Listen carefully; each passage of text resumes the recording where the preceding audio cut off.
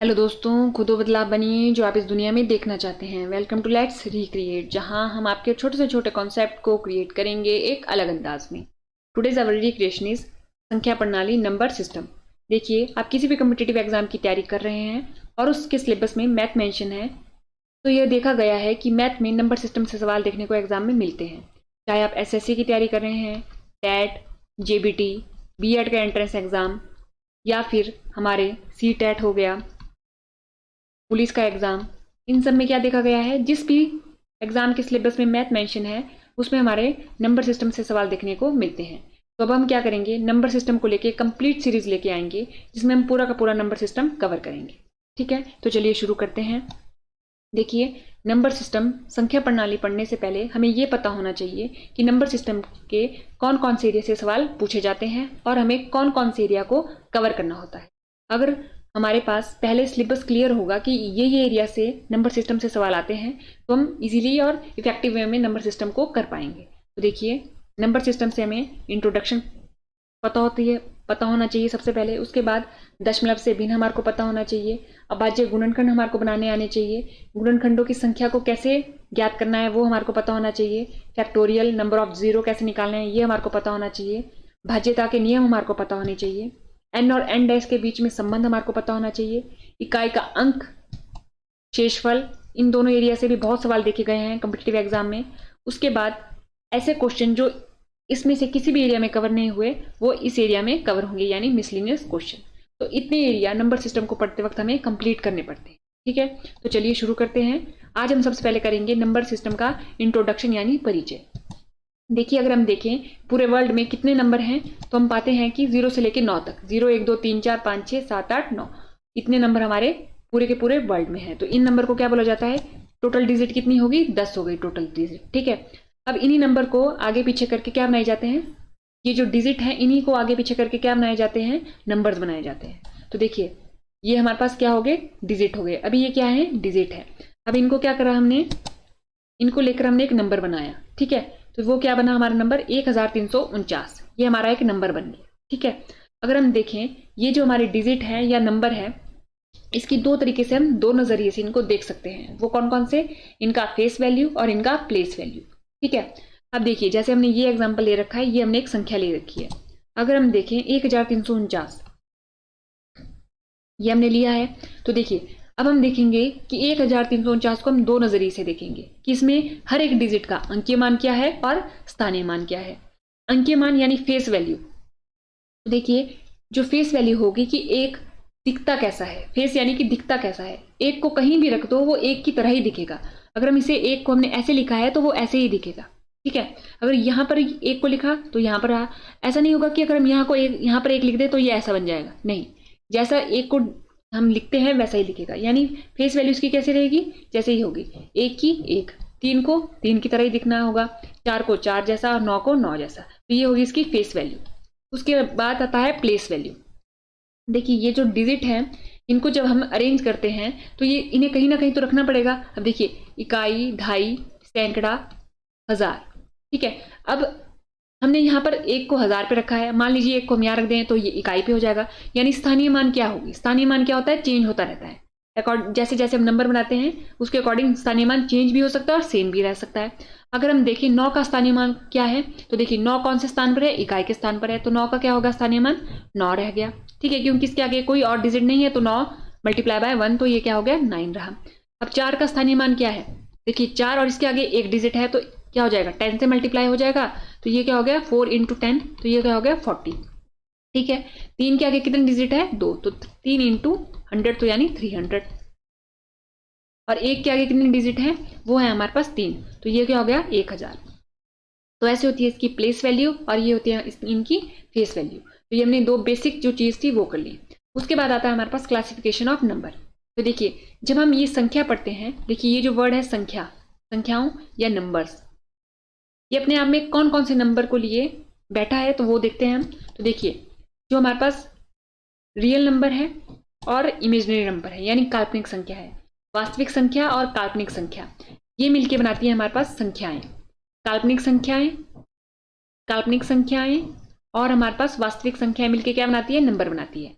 संख्याएं बनाती है। जब भी हम संख्याएं वर्ड बोलते हैं तो इसमें दो टाइप की संख्या होती है, कौन कौन सी? वास्तविक और काल्पनिक। ठीक है, अब देखिए हमारे जो एग्जाम में इमेजिनरी नंबर काल्पनिक संख्याओं से सवाल देखने को नहीं मिलते, यानी इसको तो हमें नहीं करना है। अब हमें किसे करना है? रियल नंबर्स को करना है। ठीक है, तो रियल नंबर्स को भी डिफरेंट डिफरेंट नंबर्स में डिवाइड किया गया है ताकि हमारे को इजीली चीजें समझ आ सके। ठीक है, अब देखिए ये हमारे पास रियल नंबर हो गए। रियल नंबर हमें दो टाइप में डिवाइड किए गए हैं, रैशनल नंबर और इरेशनल नंबर, परिमेय संख्याएं और अपरिमेय संख्याएं। परिमेय संख्याएं क्या होती है?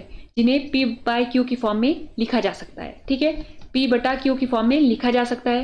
वास्तविक संख्या को क्या किया जा सकता है? पी बटा क्यू की फॉर्म में लिखा जा सकता है, जिसमें क्यू की वैल्यू जीरो नहीं होती, Q is not equal to zero. ठीक है, जैसे 2/3।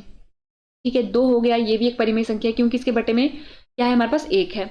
ऐसी अपरिमेय संख्या जिनको पी बाय क्यू की फॉर्म में नहीं लिखा जाता, नहीं लिखा जा सकता। तो जैसे देख लीजिए, जैसे ये हमारे पास एग्जाम्पल है, जैसे ये हमारे पास ये एक एग्जाम्पल हो गया जिनको पी बाय क्यू की फॉर्म में नहीं लिखा जा सकता।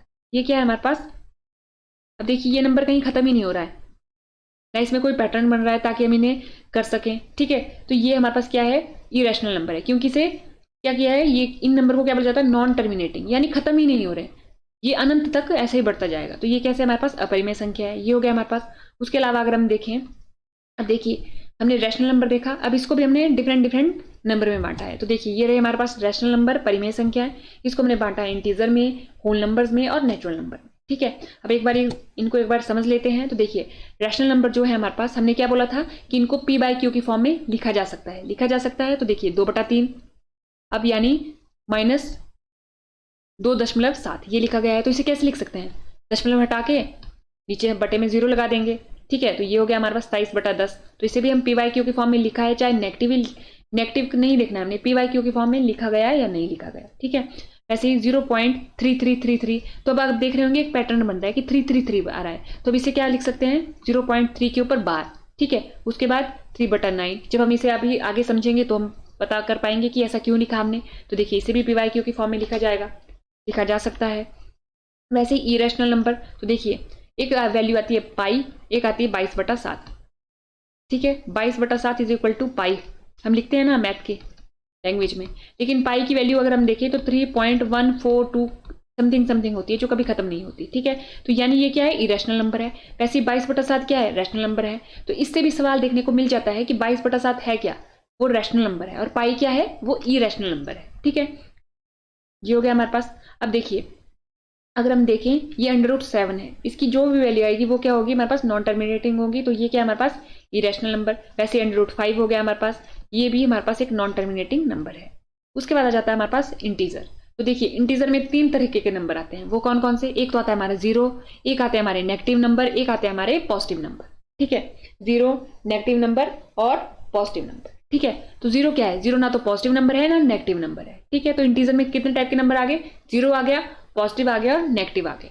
जैसे ये हमारे पास √36 दिया गया है, तो इसकी वैल्यू क्या होगी? हमारे पास 6 होगी।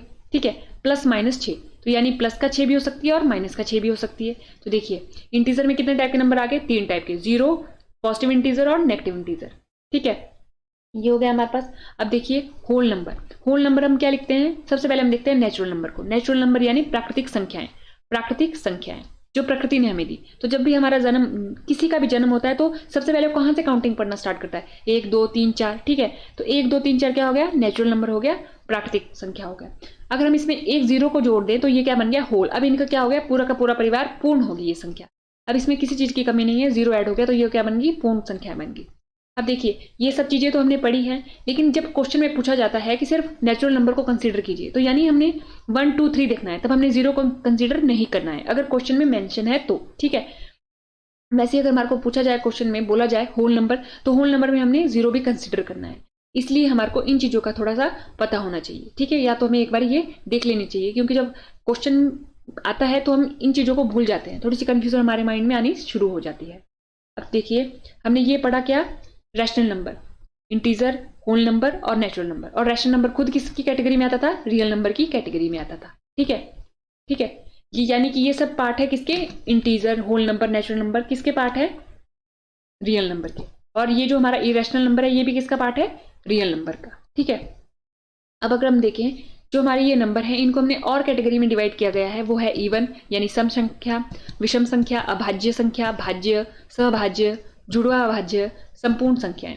इनमें हमने नंबर्स को डिवाइड किया है। तो सबसे पहले हम देखते हैं इवन संख्या यानी सम संख्याएं। तो देखिए जिन्हें हम 2n की फॉर्म में लिख सकते हैं, वेयर जहां पर n क्या है, एक पूर्णांक है। हमने देखा ना अभी इंटीजर है यानी पूर्णांक है। अब यानी कि n की वैल्यू क्या हो सकती है, 0 भी हो सकती है और 1 2 3 -1 -2 -3 ये भी हो सकती है। अब देखिए जैसे 2 मल्टीप्लाई बाय 1 तो ये क्या हो गया 2, 2 मल्टीप्लाई बाय 2 ये क्या हो गया 4, ये हो गया हमारे पास। यानी इसमें क्या आ रहा है हमारे पास, वैल्यू आ रही है 0 2 4 6 8, -2 -4 -6 -8, इस फॉर्म में ये नंबर हो रहा है। तो ये क्या है हमारे पास, इवन यानी सम संख्याएं ये हमारे पास, ठीक है। उसके बाद देखते हैं हम विषम संख्याएं, जिसे हम 2n+1 की फॉर्म में लिख सकते हैं। यहाँ पर भी n क्या है, पूर्णांक है, यानी n है हमारे पास 0 प्लस का 1, प्लस हम लगाते नहीं है क्योंकि हमें पता होता है ये पॉजिटिव नंबर है, धनात्मक नंबर है। 2 3 4 और ये क्या है हमारे पास -1 -2 -3, ठीक है। तो अगर हम देखें ये इनकी वैल्यू क्या आएगी, अब जैसे पुट करके देख लेते हैं, n की वैल्यू 1 तो ये आ गया 3, ठीक है। ये इसमें वैसे आएगी, अगर हम 2 पुट करके देखें 5 तो देखिए इनकी वैल्यू क्या आई 3 5 7, ठीक है। ये इनकी वैल्यू आ रही 3 5 7 9 11। तो ये क्या हो गया हमारे पास, ये हो गया हमारे पास विषम संख्याएं, ऑड संख्याएं। इसमें नेगेटिव वाली भी आ जाएगी हमारे पास, ठीक है, सारी की सारी नेगेटिव वाली भी आ जाएंगी। उसके बाद आता है, अब हमें नोट करनी है एक चीज कि अगर हम इवन को इवन में प्लस करें तो इवन ही मिलता है। जैसे अगर हम 2 को 2 के साथ जोड़ें तो क्या आएगा हमारे पास 4, तो 4 भी क्या है, एक इवन संख्या है। वैसे ही अगर हम इवन को ऑड के साथ, यानी हम मान लीजिए 3 या 1 ले लीजिए, तो इसमें क्या आ जाएगा, ऑड आ जाएगा। ये हमारे पास है, ये रूल हमारे को पता होनी चाहिए जब हम क्वेश्चन सॉल्व करते हैं तो, ठीक है। ऑड यानी हम 1 को 3 के साथ जोड़ें तो कितना आएगा, इवन आएगा। तो देखिए इवन को जब हम इवन में जोड़ रहे हैं तो हमारे पास क्या आ रहा है, इवन आ रहा है। सम को सम में जोड़ने पर क्या प्राप्त हो रही है, सम संख्या प्राप्त हो रही है। सम को विषम में जोड़ने पर कौन सी संख्या प्राप्त हो रही है, विषम प्राप्त हो रही है। विषम को विषम में जोड़ने पर कौन सी संख्या प्राप्त हो रही है, सम संख्या प्राप्त हो रही है। ये वाले रूल हमारे को पता होने चाहिए क्योंकि इनसे भी सवाल देखने को मिलते। देखिए ये क्या बोल रहे हैं, यदि n विषम है तो n विषम संख्याओं का योग भी विषम ही होगा। ये बोल रहे हैं कि मान लीजिए हमने कुछ ऑड संख्याएं ले रखी है, ये कितनी है 1 2 3 4 5, तो n की वैल्यू कितनी होगी, 5 होगी। n की वैल्यू क्या है, ऑड है, तो इन संख्याओं का जो योग होगा, जो जमा करके इनको वैल्यू आएगी, वो भी क्या आएगी हमारे पास, ऑड ही होगी, ठीक है, यानी विषम ही होगी। यदि n सम संख्या है, अब मान लीजिए अब हमने ये कुछ संख्याएं ली, अब ये हमने ली 4, तो इसमें n की वैल्यू कितनी है 4, तो ये क्या है हमारे पास, इवन है, तो इसका जो सम होगा वो भी क्या होगा हमारे पास, इवन होगा, ठीक है। उसका सम क्या होगा हमारे पास, इवन होगा, ठीक है। अब देख लीजिए यहाँ पर सिर्फ देख सकते हैं, ये एक ऑड हो गई, ये 2 ऑड हो गई। विषम विषम ये क्या होता है हमारे पास, सम होता है। वैसे ही विषम विषम ये क्या होता है हमारे पास, सम होता है। तो सम प्लस सम क्या होता है, सम ही होता है। तो ये रूल भी हमारे को पता होने चाहिए। अब दूसरा रूल आता है हमारे पास यहाँ पर कि अगर हम सम को गुणा करेंगे सम के साथ तो सम संख्या आएगी, सम को गुणा करेंगे विषम के साथ तो सम संख्या आएगी, और विषम को गुणा करेंगे विषम के साथ तो विषम संख्या आएगी। अब देख लीजिए एग्जाम्पल ले लेते हैं। 2 को अगर हम गुणा करें 2 के साथ तो 4 आया, सम आया। 2 को अगर हम गुणा करें 3 के साथ तो 6 आया, सम आया। अगर हम 1 को गुणा करें 3 के साथ, विषम को गुणा करें विषम के साथ तो 3 आया। तो देखिए जो रूल हमने यहाँ लिखा है उसको अप्लाई करके भी देख लिया। तो देखिए ये वाला रूल भी आपको पता होना चाहिए और ये वाला रूल भी आपको पता होना चाहिए, क्योंकि ये एग्जाम में आगे पूछा जाता है, क्वेश्चन में आता है, इसके थ्रू हम क्वेश्चन सॉल्व कर पाते हैं, ठीक है। अब देखिए प्राइम नंबर अभाज्य संख्या है, वो होते हैं नेचुरल नंबर। देखिए नेचुरल नंबर लिखा है हमने, यहाँ पर आ गया ना natural number, having exactly 2 factor, 2 factor होंगे जिसके, ठीक है, क्या होंगे, जिसके 2 गुणक होंगे, जिसके क्या होंगे 2 गुणक होंगे। एक तो वो नंबर खुद और एक होगा, एक तो वो नंबर खुद होगा और एक होगा। तो देखिए 2 जो है वो सबसे छोटा अभाज्य संख्या है, जो 2 है वो सबसे छोटी अभाज्य संख्या है, और 2 जो है वो सम अभाज्य संख्या है, इकलौती, ठीक है। अगर हम लिखें अभाज्य संख्या को 2 3 5 7, ठीक है, 11 13 17, ये हमने कुछ अभाज्य संख्याएं लिखी। तो इनके अगर हम देखें गुणक, अगर हम फैक्टर देखें तो 2 और 1 ही है, 3 का 3 और 1 ही है, 5 का 5 और 1 ही है। तो अगर हम देखें 2 जो है इकलौता इवन नंबर है प्राइम नंबर्स में, बाकी सारे क्या है, ऑड है, ठीक है। और 2 जो है वो सबसे छोटा अभाज्य संख्या है, 2 जो है वो सबसे छोटी अभाज्य संख्या है, ये भी हमारे को पता होना चाहिए। और यहाँ पर लिखा है इसे n+-1 या n6n+-5 के रूप में लिखा जाता है, 2 और 3 को छोड़ के।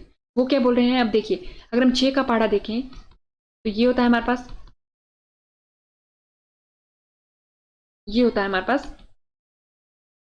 अगर हम देखें, हमने लिखा 6 चौका 24, 24 हमने लिखा। अब देखते हैं हम 24 के आगे पीछे कौन सी हमारे पास क्या है, हमारे पास प्राइम नंबर है, अभाज्य संख्या है। तो देखिए 23, 24, 25 नहीं होता, 26 नहीं होता, 27, तो हमारे पास क्या मिला, नहीं होता। तो हमारे पास 23 के एक पीछे नंबर मिल गई, या तो एक पीछे मिल गई या तो एक आगे मिल जाएगी। जैसे 18 है, 18 के हमारे पास अगर हम देखें 18 के अगर हम आसपास देखें तो देखिए 17 और 19, तो ये दोनों क्या है हमारे पास, अभाज्य संख्या होगी। जब भी हमारे को कंफ्यूजन हो कि ये अभाज्य संख्या है या नहीं, तो या हमारे को पता ना हो कि इसके आगे अभाज्य संख्या कौन कौन सी आएगी, तो हम 6 का टेबल पढ़ के पता लगा सकते हैं कि 12 के आसपास कौन सी है। तो देखिए 13 आ गई, 11 आ गई, तो यहाँ से हमारे पास ईजी हो जाता है इसको फाइंड आउट करना अभाज्य संख्या को। ठीक है, ये हो गया हमारे पास एक। अब देखिए अगला देखते हैं भाज्य संख्याएं। ठीक है, भाज्य संख्याएं नेचुरल नंबर जिनके 2 से ज्यादा फैक्टर होते हैं, नेचुरल नंबर जिनके 2 से ज्यादा फैक्टर होते हैं। तो देखिए नेचुरल नंबर जिनके 2 से ज्यादा फैक्टर होते हैं, जैसे 4। अब 4 किस किस के पहाड़े में आता है, 1 के पहाड़े में आता है, 2 के पहाड़े में आता है, खुद 4 के पहाड़े में भी तो आता है। तो यानी कि इसके 3 फैक्टर हो गए, 2 से ज्यादा हो गए ना, तो ये कैसा है, भाज्य संख्या है। अब एक ना तो अभाज्य है ना ही संयुक्त यानी कंपोजिट भी नहीं है, भाज्य भी नहीं है। तो हमारे को पता चल गया एक ना तो भाज्य है ना अभाज्य है, ये भी हमारे को पता होना चाहिए था। ठीक है, अब उसके बाद चलता है सहभाज्य संख्या। सहभाज्य संख्या जिनके HCF क्या होता है, जिनका HCF होता है 1। ठीक है, जिनमें कुछ भी कॉमन नहीं होता, उनका HCF क्या आता है, हमारे पास 1 आता है। अब देखिए जैसे हम ले लेते हैं, हम ले लेंगे 18 और 19। तो अगर हम देखें 18 और 19 के फैक्टर निकाल के, तो देखिए 19 से कम 19, क्योंकि तो प्राइम नंबर है। अब 2 ये तो हमारा चले जाएगा, लेकिन इनमें क्या कॉमन आया, इनमें तो ये हुआ कि अगर ये 1 पे जाएगा तब 1 कॉमन हुआ, तो यानी इसका HCF क्या होगा हमारे पास, जिन संख्याओं का HCF 1 होगा। अगर हम इन दोनों का कॉमन HCF निकालेंगे तो क्या हो जाएगा, 1 हो जाएगा। ठीक है, ये हो गया हमारे पास, जिनका HCF क्या होगा हमारे पास 1 होगा, ये हो गया हमारे पास। अब उसके बाद चलते हैं हमारे पास जुड़वा अभाज्य संख्याएं। जुड़वा अभाज्य संख्या क्या होती है, 2 अभाज्य संख्या जिनके बीच का अंतर 2 है। 2 अभाज्य संख्या देखनी है हमारे पास जिनके बीच का अंतर 2 है। अब देखिए हमने कौन कौन सी अभाज्य संख्या लिखी थी, 2, 3, 5, 7, 11, 19। ट्विन प्राइम नंबर कौन से हैं, 2 अभाज्य संख्या जिनके बीच का अंतर 2 है। तो अगर हम देखें 3 में से 2 गया तो ये 1, ये तो नहीं है। 5 में से 3 गया 2, 7 में से 5 गया 2, ठीक है। 11 में से 7 गया तो ये भी नहीं है। तो यानी अगर हम देखें 5 एक मात्र अभाज्य संख्या है जो 2 जुड़वा अभाज्य जोड़ों में है, जो क्या है 2 जुड़वा अभाज्य जोड़ों में है। 5 की इस तरफ भी 2 है, 5 की उस तरफ भी 2 का डिफरेंस है, ये देखने को मिलता है हमारे पास। ठीक है, उसके बाद आता है परफेक्ट संपूर्ण संख्याएं। संपूर्ण संख्याएं भी एक प्रकार की संख्या होती है, एक सकारात्मक पूर्णांक जिनका सकारात्मक गुणकों का योग अपने स्वयं के 2 गुना होता है। अब देखिए जैसे हम 6 के फैक्टर बनाते हैं, या तो हम ये देख लें कि 6 किस किस के टेबल में आता है। अब देखिए अगर हम देखें 6 किस किस के टेबल में आता है, तो देखिए 1 के टेबल में आता है, उसके अलावा 2 के टेबल में आता है, फिर 3 के टेबल में आता है और 6 के खुद के टेबल में आता है। अब देखिए अपने स्वयं के 2 गुना हो तो हमने इसको नहीं जोड़ना है। अब देखिए ये या तो देखिए 3 जमा 2 5 प्लस 1 6 हो गया, ये तो हो गया हमारे पास 6, तो इसके बराबर आ गया। या फिर अगर हम इन सबको प्लस करेंगे तो इसकी 2 गुना आएगी, क्या आएगी, इसके 2 गुना आ जाएगी। तो देखिए स्वयं के 2 गुना हो जाएगा, इसके 2 गुना हो जाएगा, 6 का 2 गुना हो जाएगा।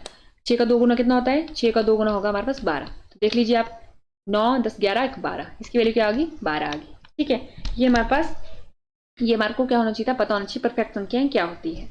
उसके बाद अगर हम देखें हमने जितना भी पढ़ा उनके बेसिस के ऊपर कौन कौन से सवाल पूछे जाते हैं। तो देखिए अगर हम देखें सबसे पहला जो क्वेश्चन है, every rational number is also, प्रत्येक परिमेय संख्या है, क्या है प्रत्येक परिमेय संख्या। अगर देखें अगर हमने क्या बनाया था, एक पूरा का पूरा एक टेबल बनाया था, इसमें क्या थे, रैशनल नंबर थे, उसके बाद इंटीजर था, उसके बाद होल नंबर थे, उसके बाद क्या थे हमारे पास नेचुरल नंबर थे। लेकिन ये जो रैशनल नंबर है वो खुद किस में आ रहा था, वो आ रहा था हमारा रियल नंबर में। किस में आ रहा था, रियल नंबर में आ रहा था। तो यानी जो हमारे प्रत्येक परिमेय संख्या क्या है, एक रियल नंबर है। क्या है, एक रियल नंबर है, एक वास्तविक संख्या है। ठीक है, तो ये हमारे को पता चला। उसके बाद आता है यदि पी एन और पी दोनों विषम संख्याएं हैं तो निम्नलिखित में से कौन सी एक सम संख्या होगी। अब इस क्वेश्चन को सॉल्व करने का सबसे अच्छा तरीका है कि हम क्या मान लें, विषम संख्या मान लेते हैं, एन को 1 मान लेते हैं, पी को 3 मान लेते हैं। फिर इनको पुट करते हैं। देखिए पहले में पुट किया तो 4 आई, दूसरे में पुट करके देखते हैं तो इसमें क्या आई, विषम आई। अब इसमें पुट करके देखते हैं सी में, इसमें पुट करके अगर हम देखेंगे इसमें 5 आई यानी विषम आई। अब डी में देखते हैं, डी में क्या आएगा, इसमें 3 आई, तो इसका ऑप्शन क्या होगा, option A is the right answer. तो यानी कि हम इस क्वेश्चन को सॉल्व करके भी देख सकते थे और ऐसे भी हम कर सकते थे अगर हम यहीं पर कैलकुलेट करते थे माइंड में। तो वो कैसे होगा, जब हम प्रैक्टिस करेंगे उसके थ्रू होगा। उसके बाद अगर हम देखते हैं 0 से 50 के बीच में कितनी अभाज्य संख्याएं हैं। अगर हम देखें 0 से लेके 100 तक काउंटिंग अगर हम देखें, ये रहा हमारा 0, ये रहा हमारा 100, ठीक है, और यहाँ पर आ जाता है बीच में 50। 0 से लेके 50 तक हमारे पास 15 अभाज्य यानी प्राइम नंबर होंगे और उसके बाद हमारे 10 प्राइम नंबर होते हैं। यानी 0 से 50 तक तो जल्दी जल्दी हमारे को प्राइम नंबर मिलते हैं, उसके बाद हमारे पास थोड़ी देर देर बाद प्राइम नंबर मिलते हैं। तो 0 से 50 तक कितने होते हैं, 15 होते हैं, और 50 से 100 तक कितने होते हैं, 10 होते हैं। और दोनों के बीच का डिफरेंस कितना होता है, वो होता है हमारे पास 5। कितना होता है हमारे पास, 5 होता है। तो ये भी आपको फैक्टर के रूप में पता होनी चाहिए वैल्यू, वो कितना है हमारे पास, 15 है। अब अगला क्वेश्चन आता है, निम्नलिखित में से कौन सी एक अभाज्य संख्या है। देखिए ये क्वेश्चन बहुत आते हैं कि अभाज्य संख्या फाइंड आउट करो। तो देखिए हमारे को देखना है जो 437 है, सबसे बड़ी हमारे पास यहाँ पर 437 है। हम देखेंगे कि ये किसके स्क्वायर के आसपास है। तो देखिए अगर हम देखें तो ये हमारे पास 20 के स्क्वायर के आसपास है, ये तो बड़ा हो गया। तो यानी अगर हम इसका अंडर रूट निकालेंगे तो वो हमारे पास ग्रेटर आएगा किसके, 20 के स्क्वायर से, ये होगा। अब अगर हम देखें 20 तक कौन कौन सी वैल्यू आ रही है, अगर हमारे को क्या देखना है, अब 20 तक देखनी है कि कौन कौन सी प्राइम नंबर है। तो देखिए 2, 3, 5, 7, 11, 13, 17, 19, ये हमारे पास इतने नंबर आए। अब इन नंबर से हर एक नंबर को डिवाइड करके देखना है कि 161 क्या इनमें से किसी नंबर से डिवाइड हो रहा है, 221 क्या इनमें से किसी नंबर से डिवाइड हो रहा है, 373 क्या इनमें से किसी नंबर से डिवाइड हो रहा है, 437 या क्या इनमें से किसी नंबर से डिवाइड हो रहा है। अगर कोई नंबर इनमें से किसी भी नंबर से डिवाइड नहीं होगा तो वो क्या कहलाई जाएगी, अभाज्य संख्या यानी प्राइम नंबर वो कहलाया जाएगा। तो अगर हम 161 को देखें तो देखिए 161 जो है वो हमारा किससे डिवाइड हो रहा है करके देखेंगे तो हम पाएंगे कि 161 हमारा 7 से डिवाइड हो रहा है, यानी ये तो हमारा क्या है, ये तो हमारा अभाज्य संख्या नहीं हुई। उसके बाद अगर हम 221 को देखेंगे तो जो 221 है वो भी हमारा किससे डिवाइड हो रहा है, 221 भी हमारा डिवाइड हो रहा है 13 से, तो ये भी क्या हो गई, ये भी एक अभाज्य संख्या नहीं हुई। उसके अलावा अगर हम देखें 373, तो अगर हम इसको सॉल्व करके देखेंगे तो हम देखेंगे कि ये भी किससे डिवाइड हो रहा है, 373 ये किसी से डिवाइड नहीं हो रहा है। अब अगला देख लेते हैं, जो 437 है वो किससे डिवाइड हो रहा है, 19 से डिवाइड हो रहा है। तो हमने क्या देखा, 161 किससे डिवाइड हो रहा था, 7 से डिवाइड हो रहा था, तो ये किसी इनमें से किसी एक नंबर से डिवाइड हो गया, यानी ये प्राइम नंबर नहीं है। 221 हमारा डिवाइड हो रहा था 13 से, तो ये भी प्राइम नंबर नहीं है। 373 किसी से भी डिवाइड नहीं हो रहा था, तो हम इसके ऊपर लगा सकते हैं सर्कल कि हाँ ये आंसर हो सकता है। 437 हमारा हो रहा है 19 से डिवाइड, तो यानी ये भी प्राइम नंबर नहीं है। तो आंसर क्या है हमारा, option C is the right answer. अगला क्वेश्चन देखते हैं, दो लगातार अभाज्य संख्याओं का गुणनफल 7387 है, दोनों संख्याओं के बीच का अंतर ज्ञात कीजिए। तो देखिए दो संख्या इन्होंने दे दी है, दो संख्याओं का ये हमारे पास गुणनफल है, ये इतना आ रहा है दो संख्या का, कोई संख्या ए होगी कोई बी होगी, उनको मल्टीप्लाई किया होगा, इतना ये हमारे पास ये आंसर आया, ठीक है। अब देखिए हमने क्या देखना है कि ये किसके स्क्वायर के आसपास है, सिर्फ दो नंबर देखने हैं, ये पीछे वाले नंबर नहीं देखने, सिर्फ आगे वाले नंबर देखने हैं। 73 यानी 73। अब देखेंगे अगर हम तो हमारे पास क्या आ रहा है, अब देखें अगर हम स्क्वायर अगर हम 5 से देखें तो आता है हमारे पास 25, नहीं नहीं। अगर हम देखें तो देखिए ये इसके आसपास है, तो हम लिखेंगे यहाँ पर 8 यानी कि 80 की लाइन में हम देखेंगे। 8 के अगर हमने 0 लगा दी यानी 80 की लाइन में अगर हम देखें, अब हम देखेंगे कि इसके आगे पीछे 80 के आगे पीछे कौन से प्राइम नंबर है, 80 के आगे पीछे हमारे कौन से क्या है प्राइम नंबर है। अब हम इसमें ये देखेंगे, तो अगर हम देखें 80 के पीछे प्राइम नंबर अगर हम देखें तो देखिए ये हो गया हमारे पास 80, इसके पीछे वाला प्राइम नंबर जो है, इसके जो पीछे प्राइम नंबर आता है वो आता है 79, ठीक है, और इससे जो आगे आता है वो आता है हमारे पास 83 और 89, ठीक है। ये हमारे पास क्या आते हैं, नंबर आते हैं हमारे पास प्राइम नंबर। अब हम क्या कर सकते हैं, इन दोनों को मल्टीप्लाई करके देख सकते हैं या इन दोनों को मल्टीप्लाई करके देख सकते हैं। तो इन दोनों को मल्टीप्लाई करके देखेंगे, अगर हम इन दोनों को मल्टीप्लाई करके देखेंगे तो क्या आ जाएगी वैल्यू, वो आ जाएगी हमारे पास वैल्यू 7, 3, 8, 7, ये हमारे पास वैल्यू आ गई, ठीक है। तो हमारे को दो नंबर पता चल गए, 89 और 83। अब इन दोनों के बीच का अंतर देखना है, तो 89 और 83 के बीच का अंतर कितना होगा, 6 होगा, तो option B is the right answer. तो ऐसे करके इस क्वेश्चन को सॉल्व किया जाएगा। ठीक है, आपको क्या देखना है कि सबसे पहले ये देखना है कि जैसे ये नंबर है ना, हमने ये वाला ही नंबर ले रखा है, ये वाला नंबर है, ये किसके, इसके आगे के 2 डिजिट देखने हैं कि वो किसके स्क्वायर के आसपास है, बस उसके आगे हमने एक जीरो लगा देनी है। जैसे मान लीजिए 6 के स्क्वायर के आसपास होता तो 6 के आगे एक जीरो लगा देनी थी, और अब इसके पीछे वाले प्राइम नंबर देखने थे और इसके आगे वाले नंबर देखने थे। ठीक है, अब जो भी आना था उसके साथ मल्टीप्लाई करके हम हिट एंड ट्रायल मेथड के थ्रू हम देख सकते हैं। ठीक है, ये हो गया हमारे पास। अब हम अगला क्वेश्चन देखते हैं। 53 से 97 के बीच में कितने भाज्य नंबर हैं, कंपोजिट नंबर पूछा गया है। अगर हम देखें, अब देखिए यहाँ पर हम बना देते हैं नंबर लाइन। हमारे से कहाँ तक पूछा गया है, 53 से लेके इसके बीच में, 53 से लेके 97 के बीच में। तो अगर हम बनाएं 50 और यहाँ पर बनाएं 100, देखिए 53 कहीं यहाँ पर आता है और 97 कहीं यहाँ पर आता है। ठीक है, अब सबसे पहली जो अभाज्य संख्या है वो क्या है, अभाज्य संख्या 50 और 100 के बीच में सबसे पहली हमारे पास है।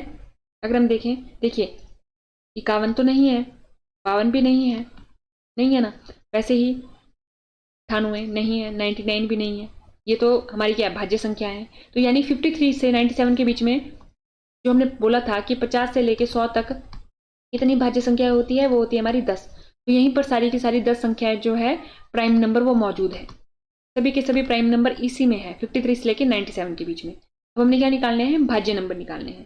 तो देखिए अगर हम देखें 97 से लेके 53 के बीच में कितने नंबर हैं, तो देखिए 97 माइनस अब 53, दो हमने क्या लेना है, इससे एक पीछे वाला नंबर लेना है 52, कितने नंबर हो गए, 45 है टोटल नंबर। 53 से लेके 97 तक कितने नंबर है टोटल, 53 से लेके 97 तक है टोटल 45 नंबर। ठीक है, लेकिन उन 45 नंबर में से 10 तो प्राइम नंबर है, 10 क्या है, प्राइम नंबर है, तो कंपोजिट नंबर कितने बचे, 35।